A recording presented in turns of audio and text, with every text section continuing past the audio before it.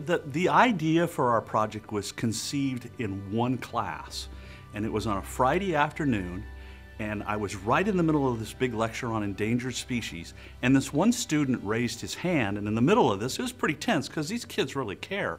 This student raised his hands and he says, Mr. Furry, he says, you know, everything you're telling me is crazy. We can't possibly be losing our wildlife in these crazy ways that you're explaining to us that we're doing. I said, what can we do about it? And I looked at him, and it was one of those typical, you've been saved by the bell.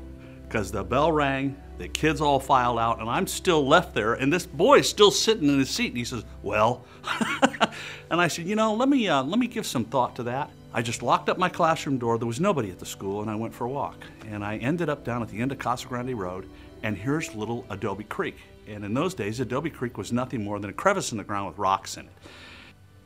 Spring ahead 30 years to where we are today. 30 years worth of kids who care. And every one of them did.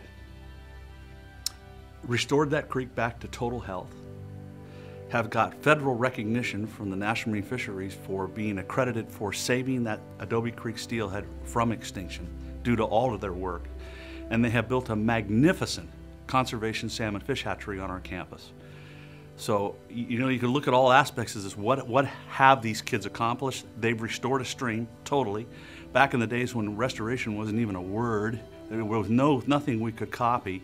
They built a huge conservation fish hatchery as a safe haven for these animals, and they've received federal recognition.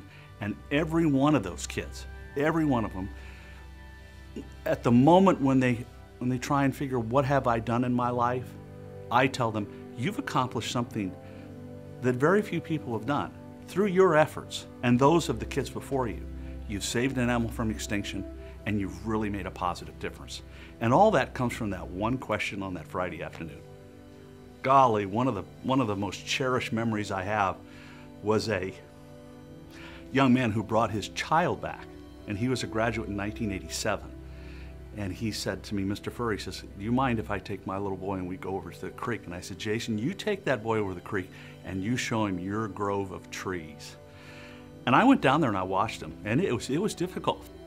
It was very emotional. I had an older gentleman tell me once something that was very true. He said, Tom, he says, it's important for you to remember that this project is going to do wonderful things for the fish. But it's not about the fish, and it's not about the hatchery.